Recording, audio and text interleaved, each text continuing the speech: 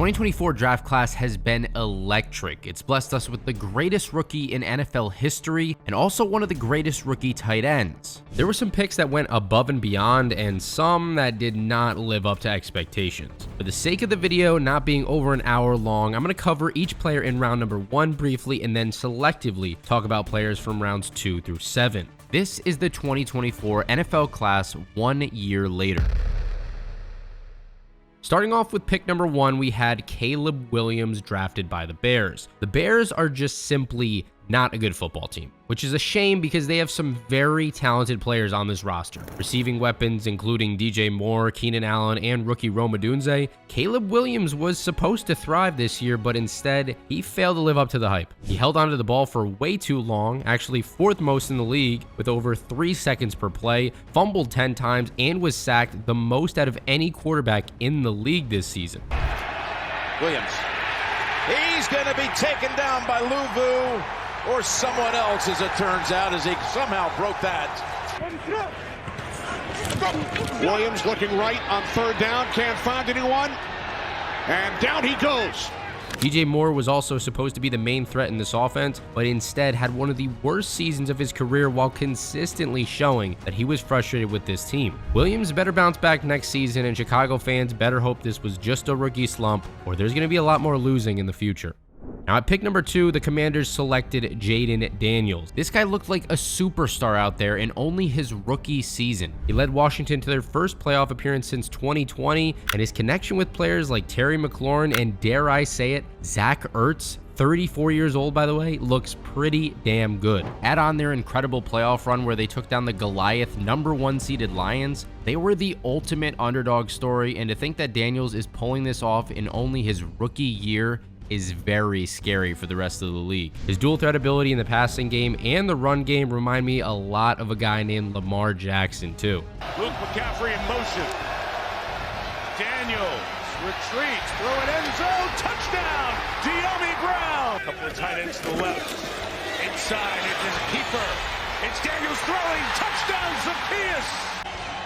Back at it, Daniels with the keep and his first touchdown in the National Football League, Jayden Daniels. If his rookie season is any indication of how his future is going to play out in the league, then I think we have a future MVP candidate on our hands.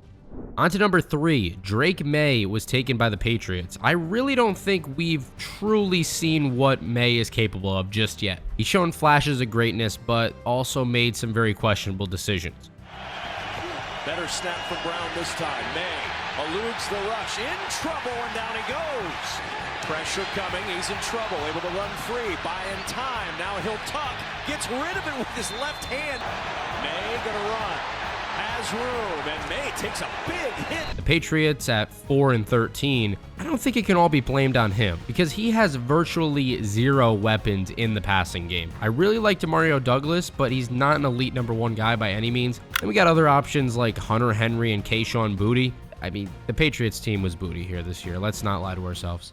Selected at number 4, Marvin Harrison Jr. by the Cardinals. What a complete joke so far. I'm not going to sugarcoat it for you guys. For being the most hyped up wide receiver prospect in years, this was a complete letdown. And I will tell you right now, it's not even his fault. Marv is insanely talented as a player. Kyler Murray is the one to blame here. Half of his throws are uncatchable or batted down at the line of scrimmage, and saying that it's not your job early in the season to get your number 1 wide receiver targets, that's just pathetic. Let's be real. Harrison better become a focal point in this offense come 2025. That's all I'm saying.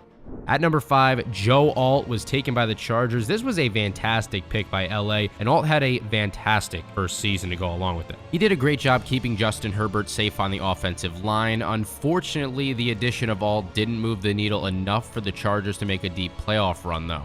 Also, he didn't make the Pro Bowl during his rookie year, but I do have a hard time believing that won't be the case in the upcoming years. At number 6, Malik Nabers was selected by the Giants. This has been a great pick for New York as Nabers looks like a future star in the league. The bad part is that the Giants suck right now. Although Nabers had the second most targets out of any receiver in the league during the 2024 season, a lot of the balls were uncatchable, and some of the ones that he did catch were acrobatic plays of him saving his quarterback. He's expressed his displeasure multiple times as well already in his young career with the team situation, so if you're a Giants fan, you have to hope that they can get this sorted out out before it's too late. Drafted 7th overall by the Titans was J.C. Latham. Overall, 2024 was a pretty mediocre year for Latham. The Titans were absolutely horrendous, one of the worst in the league, and their offensive line did not give the quarterbacks much help either. Looking for J.C. to step up his pass protection in the 2025 season because Tennessee cannot afford another year like this past one, and they definitely need their top 10 draft pick to perform like one. Taken 8th overall was surprisingly Michael Penix Jr. by the Falcons. This came as a massive shock to many Falcons fans and all NFL fans, with them already having Kirk Cousins on the team, but it honestly could be the best thing for them in the long run. He built a nice connection with their number 1 wide receiver Drake London towards the end of the season. Penix. Oh, what a bullet! Touchdown! And they also have a stud running back in Bijan Robinson. Might be, I was going to say the best in the league, but I don't know if I could put him ahead of Saquon Barkley at this point, but he's damn close. Give it 1 to 2 years, I think the Falcons could be a dangerous team with Penix leading the charge here. Penix, end zone, touchdown, held on to. Pick number 9, we had Rome Odunze taken by the Bears. He actually had a very productive first year in my eyes, and at times even looked like the best receiving option in Chicago. Odunze finished 2024 with 734 receiving yards and also added on 3 receiving touchdowns. Offensively. 2nd and 8 to the end zone. It is caught for a touchdown. Odunze. Snap. Williams fields it to the end zone. Touchdown! Rome Odunze! Now with Keenan Allen turning 33 years old next year, I would assume that Rome eventually takes over that number 2, if not the number 1 spot on this receiving corps. Hopefully his connection with Caleb Williams continues to grow and he takes a massive year 2 leap next season. At pick number 10, the Vikings selected J.J. McCarthy. Now, unfortunately, we did not get to see him in action this year as he suffered a torn meniscus in the preseason. Well, it's a bit of a stunning and disappointing revelation about their first-round pick this season, and it is a partially torn, well, we don't even know how torn it is, but a meniscus tear in his right knee that he suffered during Saturday's preseason game. He will undergo surgery this week. Even with how well Sam Darnold played during the regular season, with that wild card playoff game collapse against the Rams, I have a hard time believing that Minnesota won't at least test out McCarthy next year, see if he isn't their missing piece for a Super Bowl run.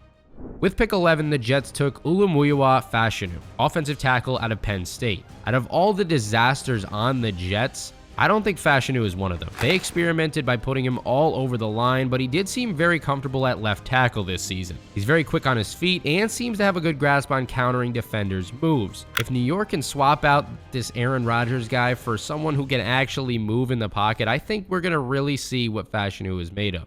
At pick number 12, Bo Nix was taken by the Broncos. This turned out to be a fantastic pick for Denver. Nix's game came a long way during the 2024 season, and he looks like he could really turn this franchise around. Fake the give to Mims. Nix to throw, wide open at the 5, and in is Nate Atkins with the touchdown. 2nd down 9. He's going deep to the end zone. Sutton caught.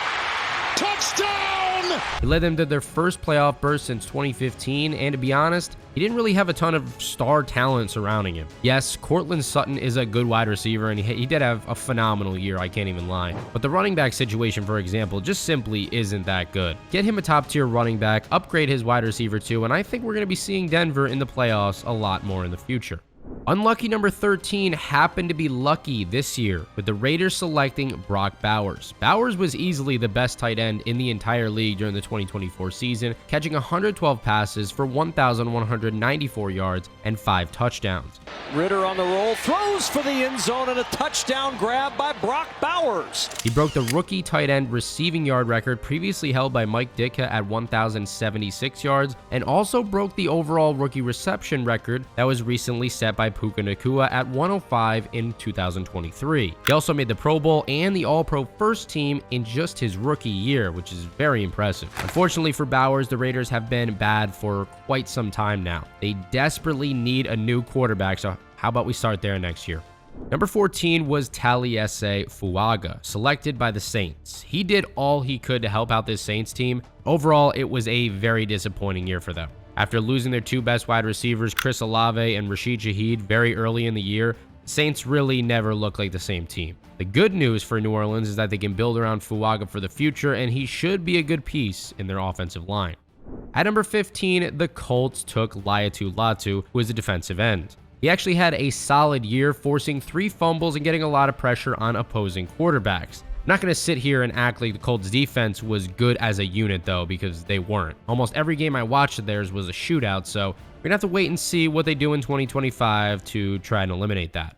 Taken 16th was Byron Murphy to the Seahawks. Not a fantastic first year out of Murphy, if we're being honest. Only half a sack on the year and 2 tackles for a loss is not going to cut it. He also missed 3 games due to a hamstring injury, so hopefully he can bounce back well next season. Pick 17th was Dallas Turner by the Vikings. Turner showed some promise during his rookie year in the league, making 20 combined tackles and having 3 sacks. Really cool moment, by the way, in their game against Seattle in Week 16. Turner got his first career interception off Geno Smith.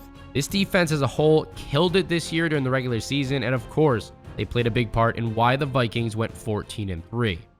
At pick 18 was Amarius Mims, offensive tackle taken by the Bengals. Mims had an alright first season in 2024. He missed the first 2 weeks of the year, but after that, according to the Bengals, he didn't give up a single sack on a true drop-back pass. They're going to be looking to build around Mims next season because that offensive line still needs to do a much better job protecting Burrow and opening lanes for, I would assume, Chase Brown, who's going to be the starter in 2025.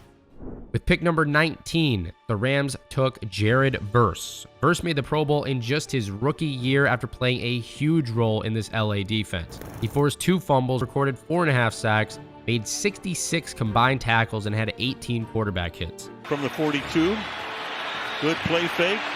Now protection breaks down and tackled. That's Verse with the sack back at the 30-yard line. He was missing a bunch of tackles towards the beginning of the year, but then he stepped up huge and corrected those mistakes late in the season. He also had a great little playoff run against the Vikings. Darnold balls out, picked up by Verse, off to the races, and gone for the touchdown. And the Eagles especially. There's nothing open, thrown down, and out of field goal range as well as Jared Verse. I haven't seen a guy really manhandle the Eagles' offensive line like Verse did in the divisional round, but he definitely looks like the real deal. I'm sure the Rams are going to want to keep Verse around for the long haul if he keeps playing like that. The Steelers took Troy Fautanu with pick number 20, and unfortunately, he only played in 1 game during the 2024 season. He was injured in practice, and it was later found that he dislocated his kneecap, ending his rookie year before it really began. We're gonna have to wait until next season to see what he is made of. Now, at pick number 21, the Dolphins took Chop Robinson out of Penn State. He played in all 17 games, but only started in 1 of them, recording 6 total sacks and 26 combined tackles. Chop definitely showcased some good speed off the edge, but you really want to see more out of a first-round pick for sure. With pick number 22, the Eagles seem to keep getting lucky, or is it even luck? I think it might be skill at this point. Quinyon Mitchell was selected at 22. Mitchell did a great job throughout the regular season, locking up the league's best receivers. The stats are pretty ridiculous for a cornerback. 54.7% completion rate allowed, 26.6 yards per game allowed, only 3 touchdowns allowed, and 12 pass deflections on the year.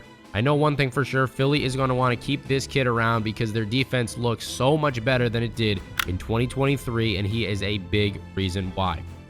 Pick number 23 was a huge steal for the Jaguars as they selected Brian Thomas Jr. I will tell you what, if you get this guy a better quarterback and an overall better offense, he is going to be one of the best in the league. He's already there.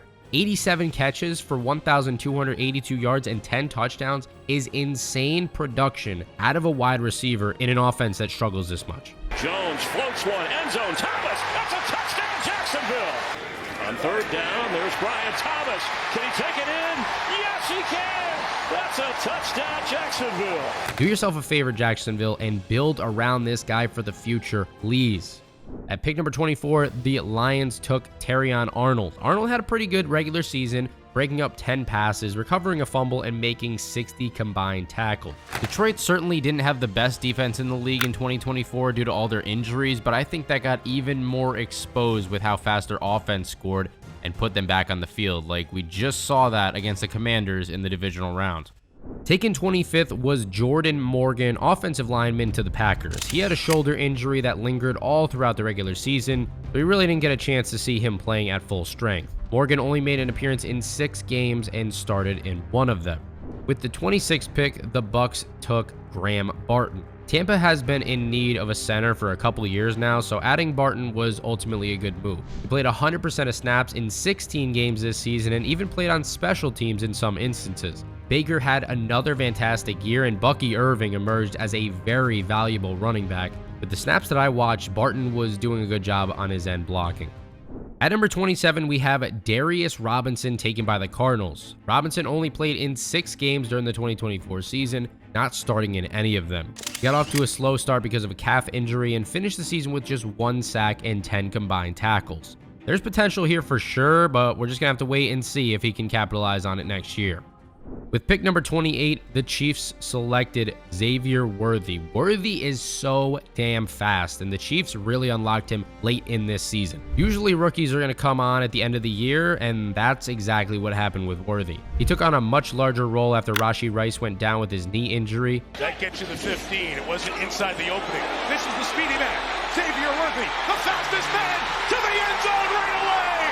First and goal to the end zone. Touchdown, Mahomes to Worthy. Now, I'm looking forward to seeing Worthy and Rice both cooking with Mahomes next season. Also, if and when Travis Kelce retires, Worthy is going to get so many more looks. At number 29, the Cowboys took Tyler Guyton, offensive lineman out of Oklahoma. This was really a learning year for Guyton, as the Cowboys were never really competitors. Sure, Dak got injured, but even at that point in time, it didn't look like Dallas was going to make a deep playoff run. He's definitely had some aspects of his game that he could use some work on, like his footwork, for example, but he should be a solid piece for this team moving forward. Pick number 30 was Nate Wiggins by the Ravens. I wouldn't say that Wiggins had the greatest first season ever, but he did look like a solid piece for this team regardless. The Ravens were very good against the run, and he did a good job keeping those short throws in front of him. He also brought back his lone interception to the house, so that's definitely something to be proud of. Unfortunately, Baltimore was beaten off a terrible drop against the Bills in the playoffs, so they'll have to wait another year to see if they can finally bring home that Lombardi trophy. With pick 31, the 49ers took Ricky Pearsall. Brutal start to this guy's career as he was shot in the chest during the offseason. Good news is that he made a full recovery and finished the year with 31 catches for 400 yards and 3 touchdowns in just 11 games. The Niners really couldn't get much going this season, but Pearsall was definitely a bright spot in certain games. Moving on to the last pick in round number 1, it was definitely an interesting one to say the least. Xavier Legette was taken by the Panthers. You know, I just saw a video pop up on my feed about this guy skinning a squirrel that he found and eating it. The guy also eats raccoon for Thanksgiving dinner, and you can barely understand a single word he says. Have you seen what they've been saying about your accent and how much people really love it? Oh yeah, man, they've been dragging it all over social media. Man. I just tell folk, man, they really just ain't never heard nobody talk for money. Anyways, Legette had a pretty good rookie year, finishing with 49 catches for 497 yards and 4 touchdowns. With Bryce Young looking better towards the end of the year, I would expect Legette to grow along with him in 2025. To the middle, pass is caught. Now for round number 2, where I'm going to start jumping around a little bit like I promised in the beginning of this video. It just turns out that our next pick went in order with pick number 33. The Bills took Keon Coleman. Now I got to be honest with you. This wide receiver room is a complete coin toss. The good thing is that the Bills went 13-4. The bad thing is that Coleman was inconsistent at times during the year. The same could be said about Amari Cooper though as well. Both good wide receivers, and I would expect them to keep playing well in the future. On to pick number 34. The Chargers got the next Cooper Kupp in Ladd McConkey. What can you really say here? Herbert and Ladd's connection looked phenomenal, and his route running is next level. Catching 82 passes for 1,149 yards and 7 touchdowns in your rookie season is unbelievable, and he's going to be great for years to come. Jumping to pick number 37, I remember everybody was hyping up Jalen Polk in the offseason, saying that he could be the #1 receiver in New England. Turned out he was a complete dud, only catching 12 passes on the year. Quick pit stop at number 38, T'Vondre Sweat on the Titans. Had a good season, but can't really do too much when your defense is on the field for the entire game, though. Pick number 39, Braden Fisk had a very solid year for the Rams. He recorded 8.5 sacks, 44 combined tackles, and forced 2 fumbles, contributing to LA's 10-7 season and leading them to the postseason once again. With pick number 40, the Eagles took the first good white cornerback since Jason Sehorn was playing in 2002. Cooper DeJean had a great year contributing to the Eagles' 14-3 record. He also knocked down 6 passes, forced a fumble, and combined for 51 tackles. Jumping to pick 46, Jonathan Brooks was taken by the Panthers. Brooks was hyped up all offseason to be the best running back that this draft class had to offer, only to tear his ACL once again 3 games after returning from that same exact injury that he suffered in his senior year of college. Prayers up to this guy, man, and hopefully he's in a good mental state because he probably won't return until really late in 2025 or even 2026 if they're cautious. Moving on to pick number 52, the Colts selected Adonai Mitchell. Mitchell was another guy that was hyped up in the offseason, only to have the Colts stink. I didn't watch a ton of Colts games during 2024, but the ones I did watch, balls were being thrown nowhere near this guy when he was open, which of course is a massive problem, and it wasn't only him. It was also Alec Pierce and Michael Pittman Jr., so Indy needs to get Anthony Richardson back on track and do it fast. A little love for an offensive lineman here for protecting one of the best quarterbacks in the league and opening holes for one of the best running backs in the league at pick 62. Roger Rosengarten had a great year for the Ravens. It certainly does help when Lamar can scramble out of most situations and Derrick Henry can run anybody over.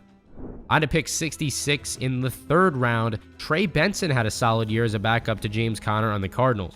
I can definitely see Benson getting an increased workload in 2025 as Conner continues to age. He also put up 291 rushing yards on 63 attempts and added a touchdown onto it.